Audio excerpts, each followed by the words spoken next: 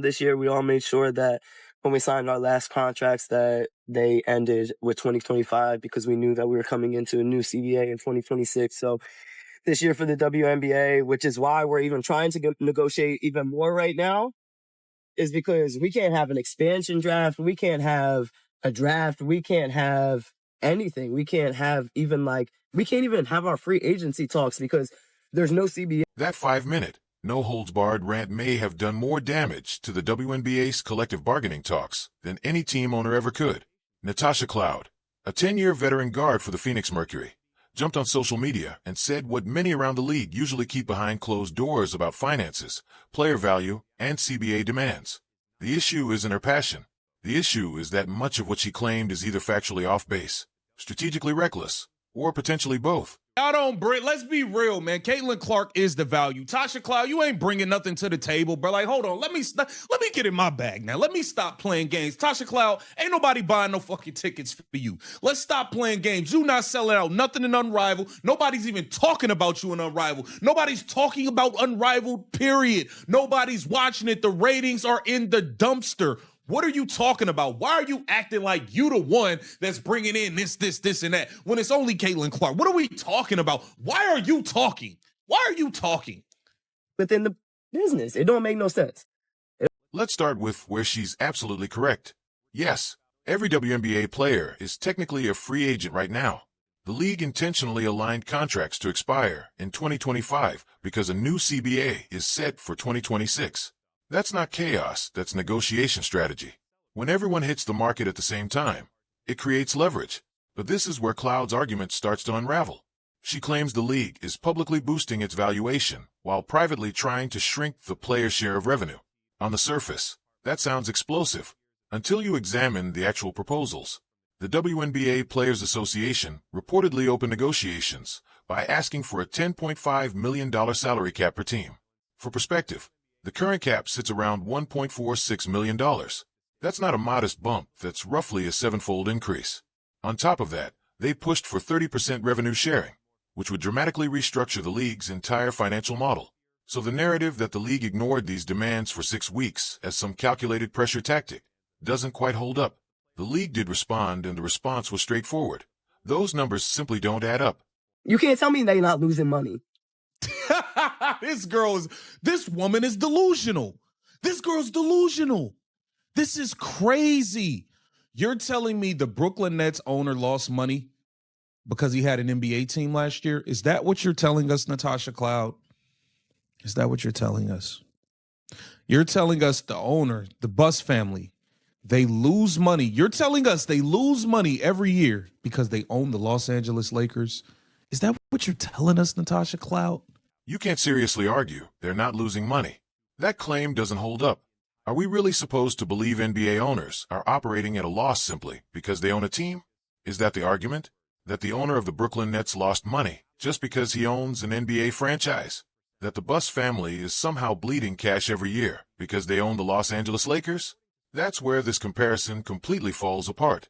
Cloud points to NBA teams like the Brooklyn Nets showing losses on paper due to expenses and suggests that all pro sports franchises operate this way, implying that WNBA's financial losses shouldn't be a big deal. But that blends two entirely different financial realities. When an NBA team reports heavy expenses, it's often alongside massive revenue. A team might carry a $200 million payroll, but if it's generating $300 million or more in total revenue, that's not failure, that's profit with high operating costs. The business model works. The WNBA situation is fundamentally different. Reports indicate the league has operated at a net loss throughout much of its 28-year history, not just accounting losses for tax purposes, but actual operational deficits. That's not creative bookkeeping. That's a league that, historically, hasn't generated enough revenue to consistently cover its costs. And those two financial models are not the same thing. Owners, I remember in our meeting at All-Star this year, the Seattle owner came up and was like, you don't understand, we lose all this money, X, Y, and Z.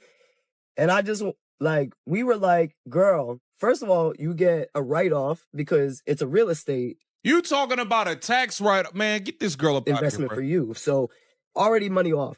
You rent it out, you sign it, you have signage all over the building. You rent it out for leagues to be played with it. You don't think that we know that you're getting. Then she shifts to the Seattle Storm ownership situation, implying that owning a WNBA team is essentially a real estate play with built-in tax advantages. She brings up arena rentals, signage deals, and additional revenue streams, as if those somehow cancel out the team's financial losses. But that logic has a major flaw. Those revenue streams exist whether the WNBA team is on the court or not. The Seattle Storm play at Climate Pledge Arena, a venue that hosts concerts, NHL games, and major events year-round. The arena generates revenue from a wide range of activities. The team's financial performance is a separate matter. If the Storm stopped operating tomorrow, the arena would still book concerts, hockey games, and other events. The building's profitability doesn't automatically erase the team's operating losses. They are distinct financial entities with different balance sheets. What Cloud is essentially suggesting is that because the larger property ecosystem may be profitable, the team's deficits don't really matter. But that's not how investors evaluate returns. Owners look at the performance of each asset individually, and a profitable arena doesn't magically turn an unprofitable franchise into a winning investment. Yes. Yeah, Chelsea Gray made more than her entire W salary for 31 minutes of play in a one-on-one tournament. Chelsea Gray would not make that if y'all signed the new CBA. Chelsea Gray would be getting $1 million. She's not making $1 million in Unrivaled. Whether she get the Unrivaled check and the one-on-one check, she still wouldn't make that. What are you talking about? I think she might be drunk. They keep playing in our faces. That is like, it was like the audacity. Whenever we're at their meetings, it's the audacity for me that like, this is not, and I don't mean this as no knock, but this is a league full of women that have finished their degrees from some. Now we reach the most telling moment of the entire rant. Cloud says the league hasn't provided updates in 8 months, but then, almost in the same breath, admits that new valuation estimates keep coming in. So which is it? Are they being completely ignored, or are they receiving financial data that simply doesn't align with the salary expectations they're pushing for? That contradiction matters. What appears to be happening is straightforward. The WNBA opened negotiations with aggressive demands. The league responded with numbers grounded in its financial reality. Now frustration is setting in because those opening proposals aren't being accepted at face value. But that's not a breakdown in negotiations. That's how negotiations are supposed to work. One side sets a high anchor, the other counters, and both sides move toward compromise. The process only stalls when one side refuses to engage with the underlying financial constraints. Middle ground requires both parties to acknowledge the same baseline facts, and without that shared foundation, progress becomes almost impossible. But yeah, Unrivaled is sinking in left field. TNT about to walk away after next year. What are you talking about? What are you talking about? Y'all aren't filling up that gym with 1,000 people. Yes, y'all did numbers in Philadelphia that y'all promoted for over a year, and it was a one-time pop-up. Y'all aren't filling up a gym with 1,000 that holds 1,000 seats. They giving seats away. The ratings are, bro, they are doing like 30,000 views on Paige Becker's games, and she's the. This is where Cloud's argument starts to create real problems for the player's negotiating position. She goes on camera and pushes back against the idea that WNBA players don't understand economics, pointing out that many have degrees from elite universities.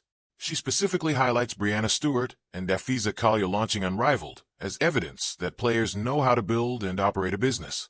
But that example actually raises more questions than it answers. Unrivaled debuted in January 2025 with enormous buzz. It landed a broadcast partnership with TNT, marketed itself as a serious domestic alternative to overseas play during the WNBA offseason, and rolled out with heavy promotion. Expectations were sky high, yet the viewership numbers haven't matched that hype.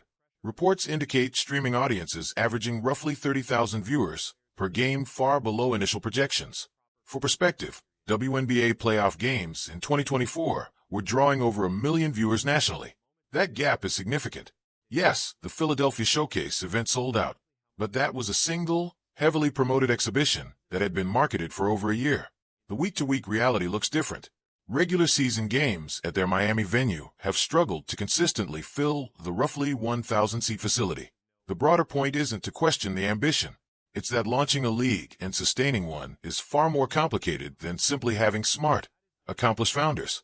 And when you use a startup still searching for stable traction as proof of economic leverage, It can weaken the broader argument rather than strengthen it. I've played in this league since 2015.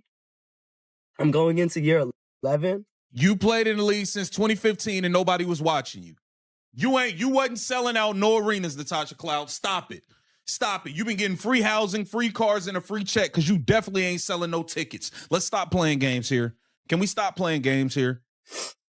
And from the time that I came into this league until now, we have fucking blown the roof off the bitch. Y'all haven't, it ain't no y'all. Caitlin Clark came and blew the league up. Period. Not you, not Nafisa Collier, not Brianna Stewart, not no Nneka Guma. None of y'all. None of y'all. Literally none of y'all.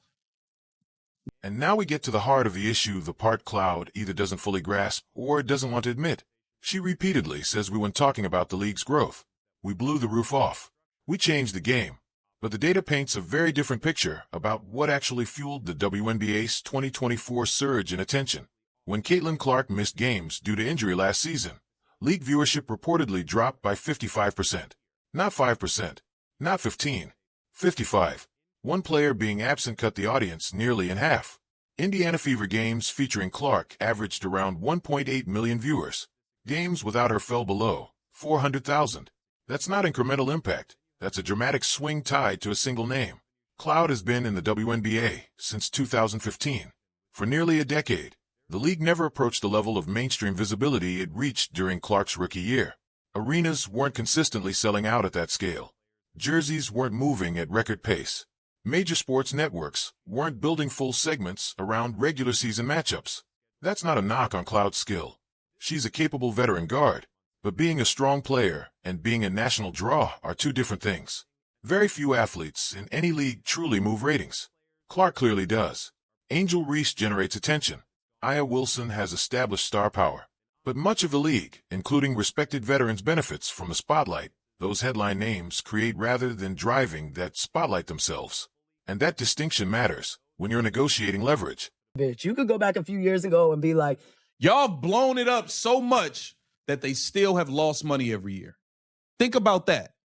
Think about that. Your biggest year, when one player got hurt last year, y'all lost more than 55% of the viewership. All because of one player in the league wasn't playing. 55%. Y'all not as big of stars as you think. I'm sorry. I'm sorry. nah, we can't give it to you. And we'd be like, we understand because we're not there yet. That's what we did a few years ago. This is the uncomfortable reality Cloud's rant brings into focus. The WNBA Players Association appears to be negotiating as though every roster spot contributed equally to the league's 2024 surge. They're pushing for revenue-sharing percentages tied to a rising valuation largely fueled by a spike in attention that wasn't evenly generated across the board. And when ownership responds by pointing to the financial limits behind those numbers, the reaction from players like Cloud is to frame it as disrespect. But here's where this becomes strategically risky. Cloud is, in effect, acknowledging that the union wants to secure a significant share of recent revenue growth that was heavily amplified by a single rookie season phenomenon. Meanwhile, Caitlin Clark remains on her rookie scale contract, earning $76,535 this year, while driving millions in additional exposure, sponsorship momentum, ticket sales, and broadcast value. Veteran players are attempting to lock in long-term salary structures based on revenue levels influenced by Clark's breakout impact before she herself reaches a contract that reflects her full market value. From a negotiation standpoint, that timing matters. And that's just what it is, man. Get down in the comments. Let me know what you think about Natasha Cloud's epic crash out. Just keep the vision. Make sure you like, comment, subscribe, and share the channel. Let's look at Cloud's point about Chelsea Gray earning more for 31 minutes in a one-on-one tournament than she makes in an entire WNBA season. She frames that as proof WNBA players are drastically underpaid. But that example can be read a different way. Chelsea Gray can command a high appearance fee because she's an established star with a recognizable brand and a proven following. That opportunity exists because the market values her specifically. The reality is that most WNBA players wouldn't receive that same offer at that same number. In other words, the market is already differentiating between individual star power and role player value, and that distinction matters. Under the reported CBA framework being discussed, A player of Gray's caliber could approach a 7-figure annual salary within the league structure. Cloud argues that still isn't enough. The obvious question becomes, compared to what revenue base? If the league's financials don't consistently support dramatically higher payrolls across all teams, then across-the-board increases have to be grounded in actual income growth. Otherwise, the numbers simply don't balance. Unless the argument is that ownership should absorb significantly larger losses indefinitely, the math has to align with sustainable revenue. And that's the tension at the center of this entire debate. We got Tasha Cloud, who I do think is a good basketball player. I just don't feel she should be a voice for the women players. I don't believe that at all. We already heard her last rant. We're about to watch her crash out again. This is a 5-minute car crash out. Okay? This is insanity. This is the biggest strategic misstep in Cloud's rant. She's publicly advocating for a negotiating stance that could jeopardize or even cancel the 2026 season. She points out that without a new CBA, there can't be an expansion draft, free agency talks, or contract negotiations. That's true, but whose fault is that? The league made an offer. The players rejected it. That's their right. But taking to social media to complain while holding out on unrealistic demands isn't negotiation, it's posturing. And that posturing could cost Caitlin Clark her second WNBA season, the very player generating the revenue that veterans like Cloud want to claim. Here's what makes this particularly dangerous. The league is growing. Viewership is up, sponsorships are improving, and mainstream interest is surging thanks largely to Clark's rookie season. This was the moment for strategic negotiation lock and gains the league can afford. Secure better travel, benefits, and salary structures that reflect sustainable growth. Instead, Cloud goes on social media making arguments that are economically illiterate, comparing NBA teams' accounting losses to WNBA operational deficits, taking collective credit for revenue driven by a single rookie, and claiming that the league should absorb massive additional losses. Her statements undermine the WNBPA's position. Ownership and potential investors can now point to this rant as evidence that some players don't understand basic business realities. Cloud openly admits that veteran players want salaries tied to revenue created almost entirely by Clark, who is still on a $76,535 rookie contract. When the league points out the math doesn't work, veterans respond with accusations of disrespect, not compromise. That's not courage, it's entitlement disguised as advocacy. The WNBA has real issues worth addressing in negotiations: subpar travel, benefits, and bonus structures. Those are legitimate demands that could improve player welfare without forcing the league into unsustainable losses. But Cloud's public rants drown out reasonable arguments and make the entire player pool look naive about finance. Cloud also conflates valuation with profitability. The WNBA's rising valuation reflects future potential, not current profits. Owners don't subsidize leagues indefinitely, they invest for returns. If player demands jeopardize the league's path to profitability, ownership will eventually walk away, leaving no platform, no salaries, and no professional women's basketball in the U.S. This could have been avoided. A strategic, fact-based approach acknowledging financial realities while maximizing gains would have strengthened the player's position. Instead, Cloud's public commentary gives the league's negotiators a gift. A clear example of why some demands aren't grounded in reality. She admitted Unrivaled competes with the WNBA, revealed that veteran players want salaries based on Clark's value, and equated NBA accounting tactics with WNBA losses. The takeaway: not every player should be a public spokesperson, and the WNBPA needs better media training. Until negotiations are rooted in actual financials rather than wishful thinking, CBA talks are stuck. Cloud's rant doesn't empower players, it weakens their position and risks the league's growth and stability.